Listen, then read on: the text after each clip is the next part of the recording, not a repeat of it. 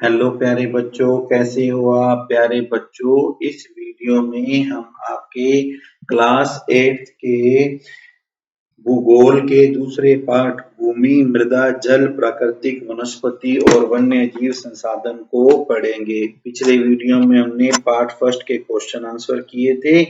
आज हम इस वीडियो में इस पाठ को रीड आउट करेंगे। तो देखिए, तंजानिया अफ्रीका, आपने नाम सुना होगा अफ्रीका का। अफ्रीका के एक छोटे से गांव में मांबा नाम की लड़की सुबह पानी लेने के लिए जल्दी उठती है। उसे पानी बहुत दूर से मिलता है और वो पानी लेकर कई घंटे बाद लौटती है। फिर वो घर के काम में अपनी मम्मी की हाथ बटाती है, भाइयों की बकरी की देखभालों में मदद करती है। उनके पूरे परिवार के पास उनकी छोटी सी झोपड़ी के चारों ओर चट्टानी भूमि का एक हिस्सा है। मांबा के पापा बड़ी मेहनत कर कुछ मक्का और सेब उगाते हैं, फिर भी उनके परिवार को साल भर खाने के लिए नहीं मिलता है। दूसरी तरफ एक परिवार है पीटर का। पीटर न्यूजीलैंड के भेड़ पालन प्रदेश के बीच में रहता है, जहां उसके परिवार वाले ऊन प्रक्रमण का कारखाना चलाते हैं। सुबह जब पीटर स्कूल से लौटता है तो वो देखता है कि उसके चाचा अपनी भेड़ों की देखभाल में लगे हैं। उनका भेड़ों का जो बाड़ा है कुछ दूर पर पहाड़ों पर लगे एक विशाल घास के मैदान में है, जहां बिल्कुल लेटेस्ट टेक्नोलॉजी का उपयोग कर एक वैज्ञानिक तरीके से इसको चलाया जा रहा है। पीटर का परिवार जैविक कृषि द्वारा सब्जियां भी उगाता है। तो हमने क्या देखा कि एक तरफ मांबा का परिवार है जो कि सारा साल मेहनत करता है। मांबा भी कितनी मेहनत करती है, वो स्कूल भी नहीं जाती है। दूसरी तरफ पीटर का परिवार है, पीटर स्कूल जाता है और ये लोग बड़े आराम से रहते हैं।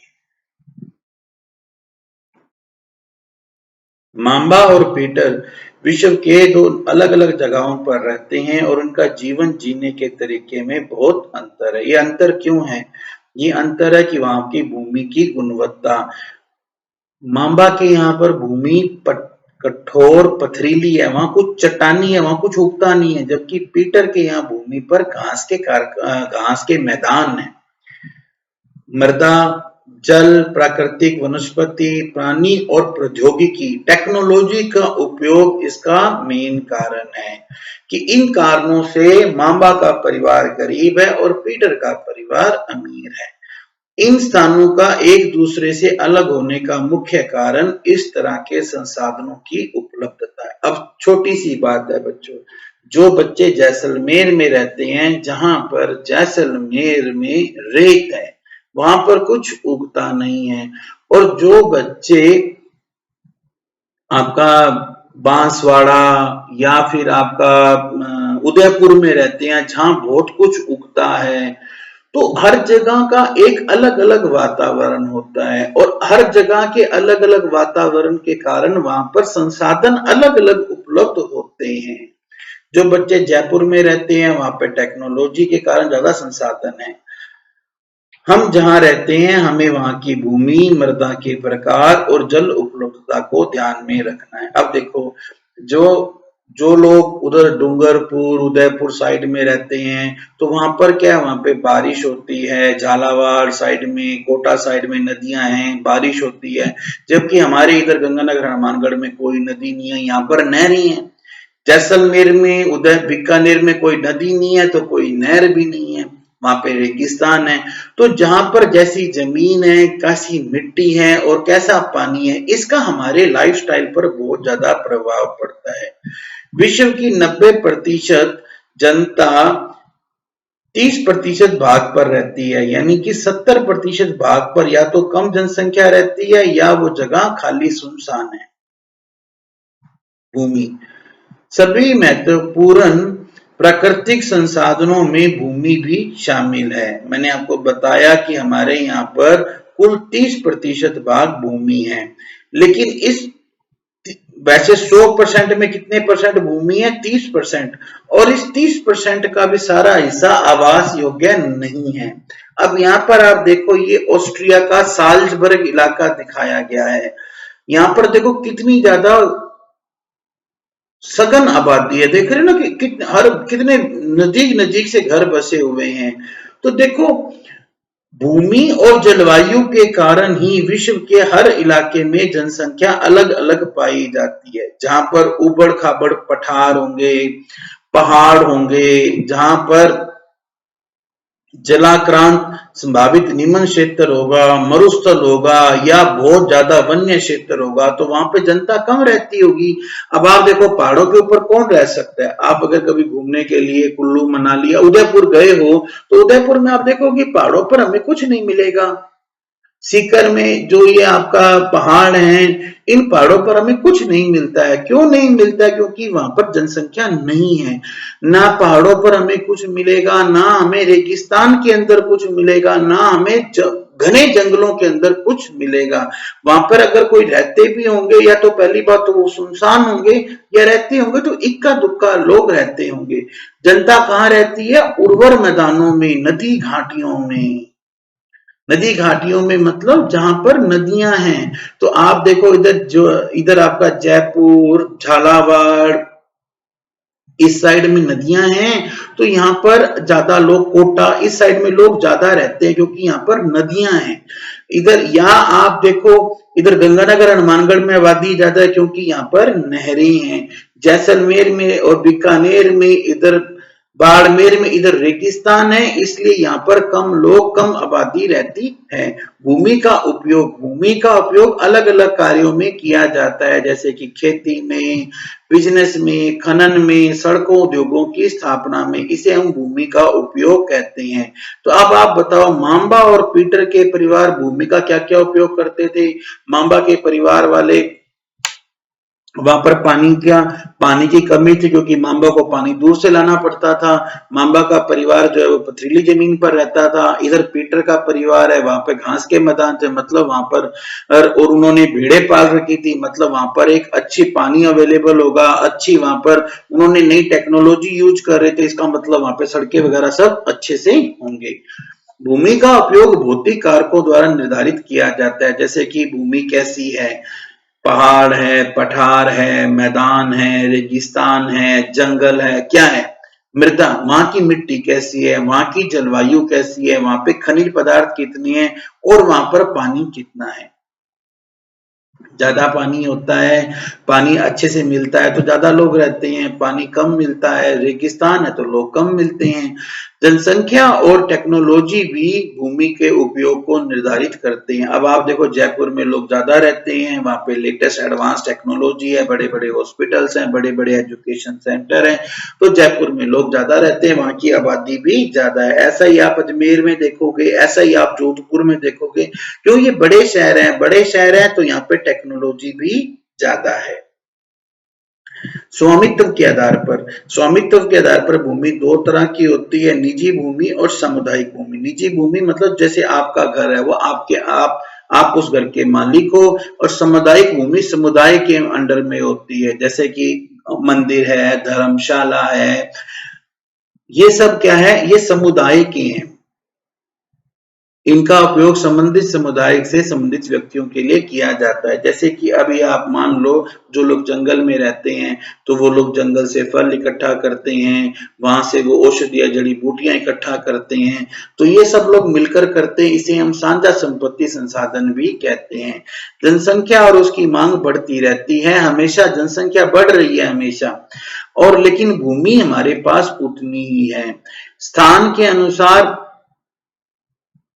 भूमि की गुणवत्ता में अंतर होता है। लोगों ने सामुदायिक भूमि पर व्यापारिक क्षेत्र बनाने, नगरीय क्षेत्रों में घर बनाने, ग्रामीण क्षेत्रीय क्षेत्रों में कृषि योग्य भूमि का विस्तार करने के लिए अनाधिकृत हस्तक्षेप शुरू कर दिया है। अब लोग क्या करते हैं कि सरकारी जमीन पर कब्जा कर लेते हैं, ठीक है, वहां पर, और या फिर आप देखोगे कि शहरों में ज्यादा से ज्यादा घर बनाए जा रहे हैं, गांवों में जहां पे जंगल थे या पहाड़ थे उनको साफ कर कर वहां पर खेती करनी शुरू की जा रही है। आज भूमि का जो उपयोग है उसमें व्यापक रूप से परिवर्तन हुआ है, और ये हमारे समाज के सांस्कृतिक परिवर्तन को दिखाता है। देखो अब इसके लिए हमारे पास में क्या है, एक तो भू संकलन, मृदा अपरदन, मरुस्थलीकरण, ये पर्यावरण के लिए बहुत बड़े खतरे हैं। अब आप ये देखोगे, ये दो चित्र हमारे सामने दिखाए जा रहे हैं। पहले जमाने में क्या होता था कि ये गांव था और ये पुराने जमाने का शहर था। देखो अब पुराने जमाने में देखो लोग क्या करते थे, बकरी पाल रहे हैं, ये किसान है, हल लेकर अपने खेत में जा रहा है। आज आप देखते हो और यहाँ पे देखो क्या है कि कच्ची कच्ची झोपड़ी हैं और कुछ पेड़ हैं, और दूसरे में आप क्या देखते हो कि यहाँ पे झोपड़ी यहीं पर आ गई है। अब हल किसान, ये जो गाय भैंसे लेकर जा रहा है, हल लेकर जा रहा है, अब लोग किस पर जा रहे हैं, ट्रैक्टर पर जा रहे हैं। और आप ये देख रहे हो कि अब झोपड़े की जगह पर क्या बन गए हैं, पक्के घर बन गए हैं। और यहाँ पर आप क्या देख रहे हो कि यहाँ पर आपको बिजली की तारें भी दिखाई दे रही है, मतलब अब यहाँ पे बिजली भी आ गया है। इसी तरह से देखो ये छोटा शहर है, तो एक दो गाड़ियां हैं, दो तीन मंजिला मकान है, स्ट्रीट लाइट है, ये बच्चों का खेलने का मैदान है। और अब एक सिंगल सड़क है। अब यहाँ पर आप क्या देख रहे हो कि जो थोड़ी बहुत हरियाली भी है, इस थर्ड वाले में आप देखो थोड़ी बहुत यहाँ पर आपको हरियाली भी दिख रही है, और ये सड़क दिख रही है, एक दो गाड़ियां दिख रही हैं और बच्चे हैं यहाँ पे। अब आप यहाँ पे क्या देख रहे हो कि बच्चे कोई नहीं है, बल्कि अब देखो गाड़ियां ही गाड़ियां में दिखाई दे रही हैं। जहाँ पे दो तीन मंजिला मकान थे, यहाँ पे कई मंजिला मकान बन गए हैं। और साथ ही साथ आप एक चीज और देख रहे हो कि अब यहाँ पे सड़कें भी क्या है, डबल हो गई हैं, डबल लेन सड़क बन गई है और स्ट्रीट लाइटें दोनों तरफ लग गई हैं। तो समय के अनुसार भूमि के उपयोग में परिवर्तन आता रहता है। जब हमारे पास जनसंख्या कम थी तो एक एक दो दो मकान थे, जनसंख्या बढ़ती जा रही है तो फिर बहुमंजिला मकान बनाए जाने लग गए हैं। भूमि संसाधन का संरक्षण, बढ़ती हुई जनसंख्या और मांग के कारण वन भूमि और कृषि भूमि का बड़े पैमाने पर विनाश हुआ है, जिसके कारण ये जो वन भूमि कृषि भूमि है ये खत्म होने का डर पैदा हो गया है, इसलिए इसे हमें रोकना चाहिए। अब कैसे रोकेंगे, हम वन रोपण करेंगे, भूमि उद्धार करेंगे, रासायनिक कीटनाशकों और उर्वरकों के विनियमित उपयोग करेंगे और अतिचारण पर रोक लगाएंगे। अतिचारण मतलब कि भूमि को जो हम फसल में पौधे उगाते हैं ना, तो क्या करते हैं कि जानवर आकर उन पौधों को खा जाते हैं, इसे हम अतिचारण कहते हैं। वनारोपण हम क्या करेंगे, हम जगह जगह पर पेड़ लगाएंगे और रासायनिक कीटनाशकों का उपयोग कम से कम करेंगे। मृदा, अब मृदा क्या होती है, तो देखो बच्चों, पृथ्वी के पृष्ठ पर दानेदार कणों के आवरण की पतली परत मृदा कहलाती है।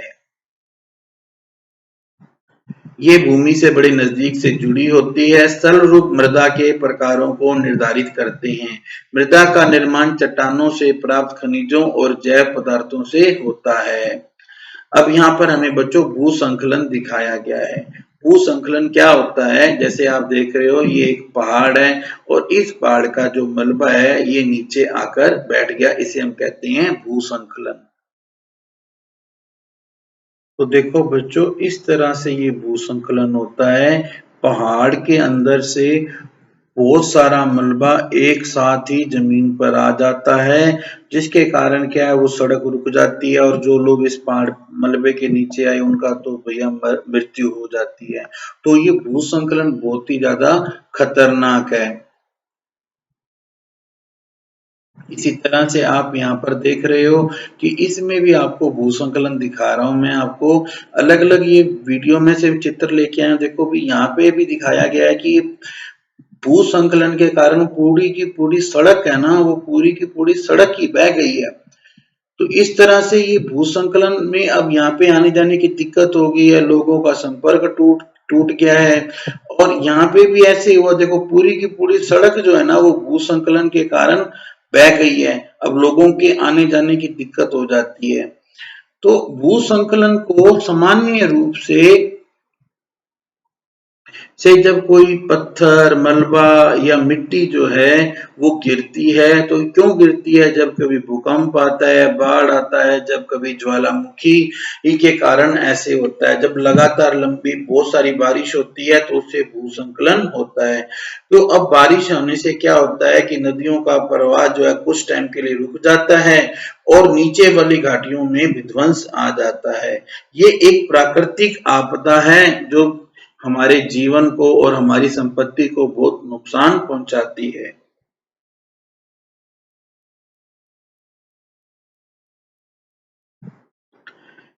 जैसे कि हिमाचल प्रदेश के किन्नौर जिले के रेकांग पीओ में एक पंजी गांव है। वहां पर भूसंकलन के कारण राष्ट्रीय राजमार्ग 22 की पुरानी हिंदुस्तान तिब्बत सड़क का 200 मीटर तक का भाग नष्ट हुआ। ये भूसंकलन पंजी गांव में तीव्र विस्फोटन द्वारा हुआ था।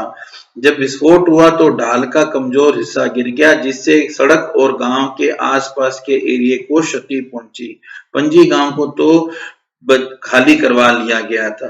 अब हमें जब नई नई टेक्नोलॉजियां आ रही हैं तो उससे पता चला कि भूसंकलन के लिए कौन कौन से कारक जिम्मेदार हैं और उनको कैसे प्रभावित करना है।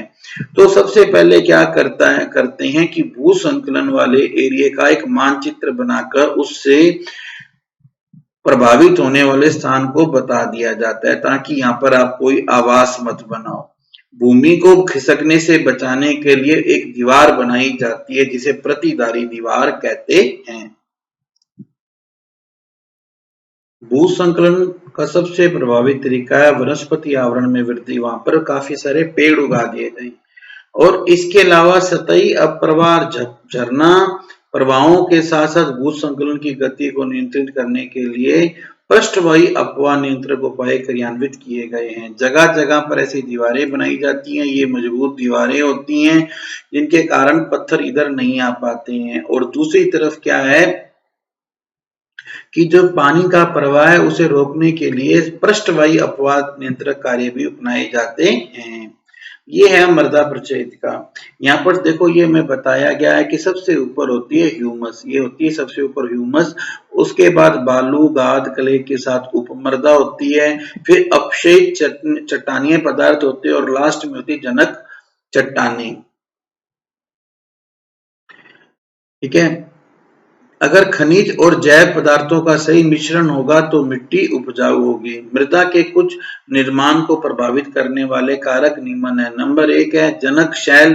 भी मृदा किन चट्टानों से बनी है, उसका रंग गठन, उनके रासायनिक गुणधर्म क्या है, खनिज की मात्रा क्या है, पारगम्यता, ये सब किसको तय करती हैं? जनक शैल जनक चट्टानें तय करती हैं। अगर लाल चट्टानों से बनी है तो लाल मृदा होगी।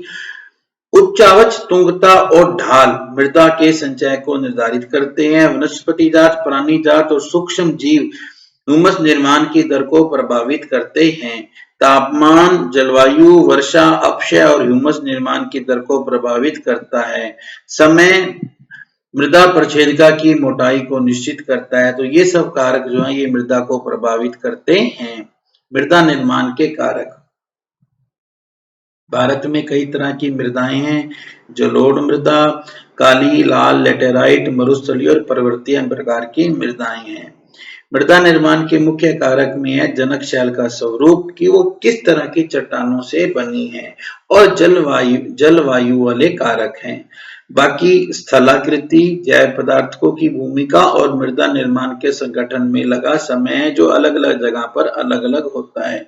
मृदा का निम्नीकरण और संरक्षण के उपाय। देखो दो चीजें मृदा के लिए खतरा है। पहला है मृदा का अपरदन और दूसरा है क्षीणता। मानव और प्राकृतिक दोनों ही कारणों से मृदा का निम्नीकरण हो जाता है। इसमें वनोन्मूलन, हमने वहां पे पेड़ ही खत्म कर दिए। अतिचारण, जो थोड़े बहुत पौधे थे उनको गायों भैंसों ने आकर, जानवरों ने आकर खा लिया। हमने रासायनिक उर्वरकों का उपयोग किया, कीटनाशकों का बहुत उपयोग किया, बारिश बहुत आ गई, भूसंकलन हो गया, बाढ़ आ गई। इन सब से क्या होता है, मृदा का जो है मृदा को नष्ट हो सकती है। इसके लिए सबसे पहला तरीका है मल्च बनाना। अब इसमें मल्च बनाने में क्या होता है कि पौधों के बीच में जो जगह होती है वो किसी प्रवाल वगैरह से ढक देते हैं, जिससे कि मृदा की आर्द्रता रुकी रहती है। दूसरा है वैदिक फार्म। वेदिका फार्म में क्या होता है, जो ये आप पहाड़ों पर जाकर देखते हैं ना ढालदार खेती, वो वेदिका फार्म होती है। इससे क्या होता है कि चौड़े समतल सोपान और वेदिका तीव्र ढालों पर बनाए जाते हैं, ताकि सपाट सतह फसल उगाने के लिए उपलब्ध हो जाए। इससे पृष्ठीय प्रवाह और मृदा अपरदन कम होता है, क्योंकि जैसे यहाँ पे पौधे लगे होंगे तो फिर वो यहाँ पे भूसंकलन कम होगा, और भूसंकलन कम होगा तो मृदा अपरदन कम होगा। समोच्च रेखीय जुताई। एक पहाड़ी ढाल पर समोच्च रेखाओं के समानांतर जुताई ढाल से नीचे बहते जल के लिए एक प्राकृतिक अवरोध का निर्माण करती है। देखो यहाँ पे ये एक पहाड़ है, तो पहाड़ के ऊपर क्या करते हैं कि ये यहाँ फसलें उगाई जाती हैं। इन तरह से फसलें उगाने से क्या होता है कि पानी का जो प्रवाह है वो बच जाता है। और एक होती है रक्षक मेखलाएं। रक्षक मेखलाओं में क्या करते हैं कि तटीय प्रदेशों और शुष्क प्रदेशों में पवन को रोकने, हवा को रोकने के लिए पेड़ कतारों में लगाए जाते हैं। तो इस तरह से ये जो पेड़ है, इधर से हवा आती है और इन पेड़ों से टकराकर वो धीमी हो जाती है, जिससे मृदा का आवरण बच जाता है। समुच्चय रेखीय रेखाओं पर रोधिकाएं बनाने के लिए पत्थरों, घास और मृदा का उपयोग किया जाता है, और जल एकत्र करने के लिए खाइयां बनाई जाती हैं। इसके लिए आपको समझना पड़ेगा कि क्या फर्क पड़ता है। अब आप देखो कि यहाँ हमने अ और ब दो ट्रे लिए हैं। ये दो ट्रे हैं अ और ब। इन दोनों ट्रे के अंदर क्या है कि 6 छेद हैं, और इनमें हमने हर जगह पर मिट्टी से इसको भर दिया है। ये अ वाले में तो सिर्फ मिट्टी है, और ब वाले में हमने गेहूं या चावल को उगाया है। ठीक है, जैसे ही थोड़े दिनों बाद आप देखोगे कि बैग के अंदर अंकुरण हो जाएगा। अब ऐसे उन दोनों को एक साइड में टेढ़ा सा करके रख लो, और ऊपर से एक जितनी ऊंचाई से, एक जितना टेढ़ा किया है, एक जितनी ऊंचाई से जग से पानी डाला है। अब आप देखो जो धीरे धीरे पानी निकलेगा, और पानी को जब हम इकट्ठा कर कर देखेंगे तो हम देखेंगे कि जो ए वाला है ना, इसके अंदर ज्यादा मिट्टी आई है, बै वाले में मिट्टी कम आई है। कम क्यों आई है? क्योंकि जो इन पौधों की जड़ें हैं ना, इन पौधों की जड़ों ने मिट्टी को आपस में बांध रखा, जिससे मिट्टी जो है वो कम बही है। चट्टान बांध। चट्टान बांध पानी के प्रवाह को कम करने के लिए बनाए जाते हैं। ये नालियों की रक्षा करते हैं और मृदा को संरक्षित करते हैं। बीज की फसल उगाना।